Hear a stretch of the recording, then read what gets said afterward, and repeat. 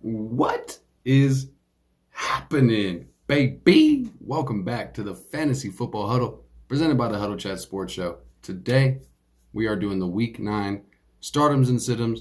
I know this episode's coming out a little bit early for y'all. Some of y'all don't have the energy like I always do early in the morning. So I'm going to make this nice and short, sweet, and simple for you today before we get kicked off on this Germany game so you can find success in one of the most important weeks in fantasy football for you.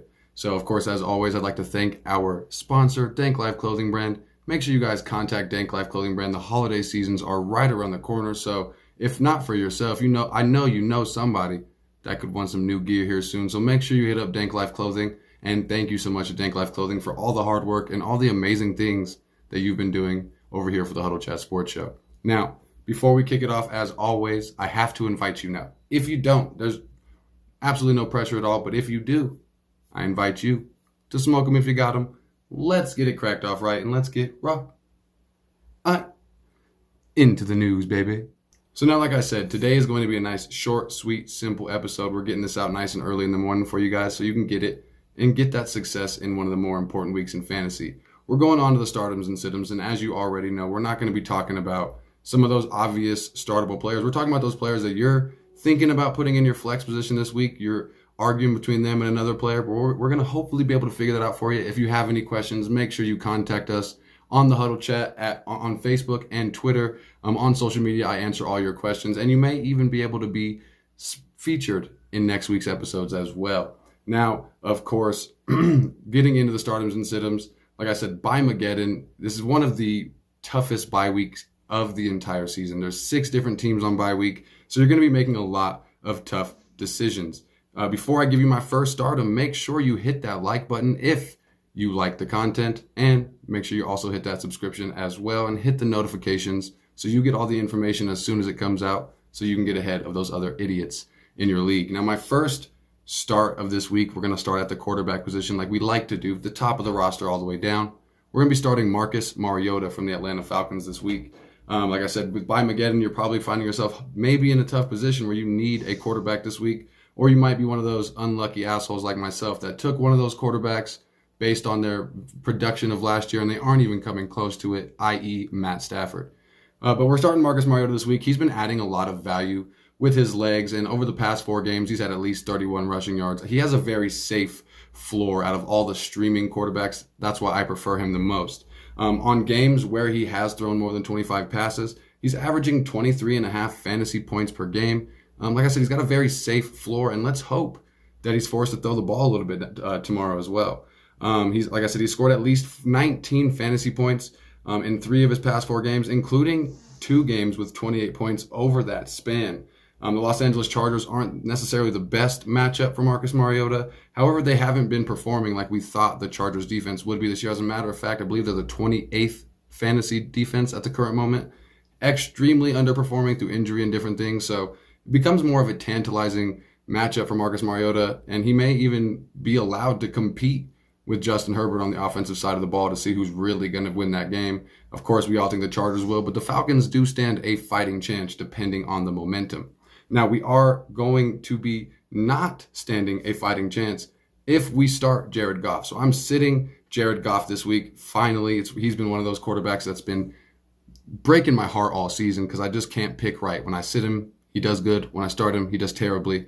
But this week, we're sitting Jared Goff. He's finished in the bottom half in the league in quarterbacks and fantasy points per game in each of the past 3 starts.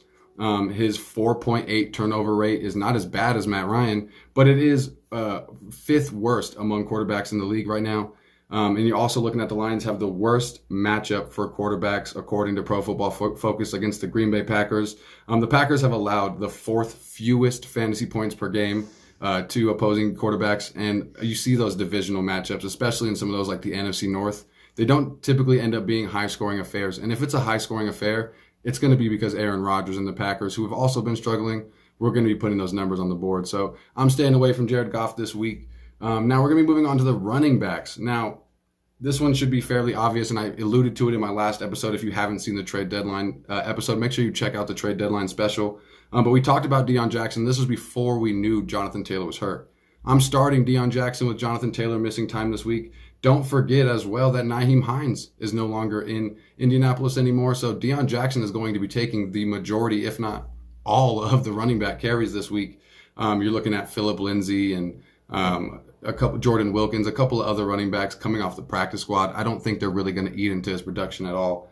You look at the one time this season that he has been, Deion Jackson has been given the majority of the carries in the Indianapolis Colts backfield. He exploded to being the top running back in the league that week. I don't see that exact same ceiling for Deion Jackson this week. However, I do see him with a very safe floor. He's going to at least hit his projection. He should get you some good points and should at least respectably hit running back 2 situation. So if you're arguing between him and a person in your flex, I'm always going to go with Deion Jackson. And I can't say always, in most cases.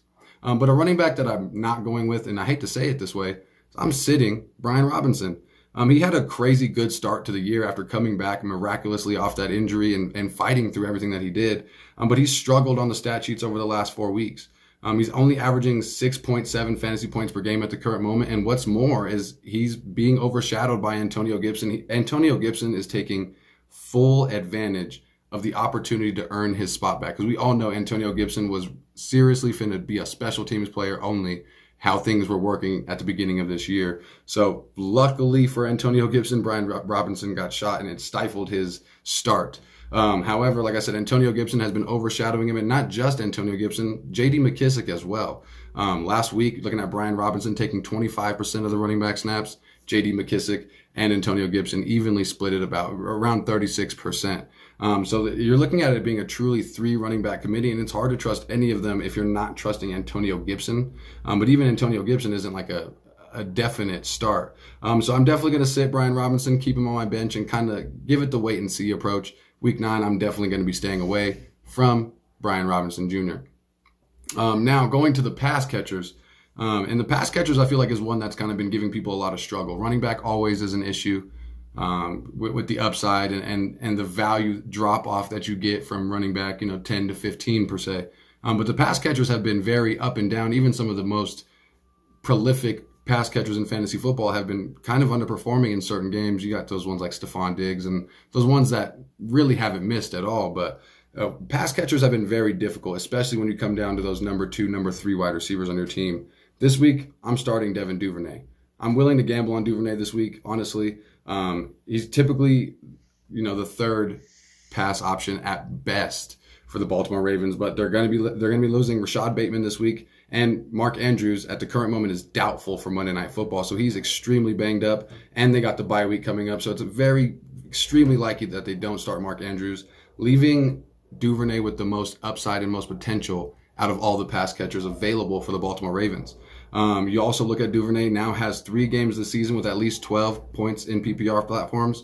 And the Saints have allowed 9 receivers this season to score at least 13 PPR points this year. So I'm taking the gamble on Duvernay and I'm going with it happily. Now, I'm not gambling. I'm sitting Curtis Samuel. He only had 3 receptions last week, a handful of running back carries.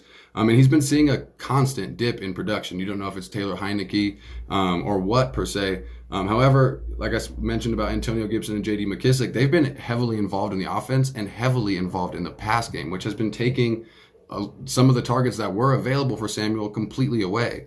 He's losing a lot of attention, and like I said, he's not getting the same amount of targets that he was early in the year. He's the true definition of a boom or bust candidate, especially with the low volume that he gets, and as well, they're playing the Vikings this week. Not the greatest matchup for wide receivers, so I'm going to keep Curtis Samuel on my bench.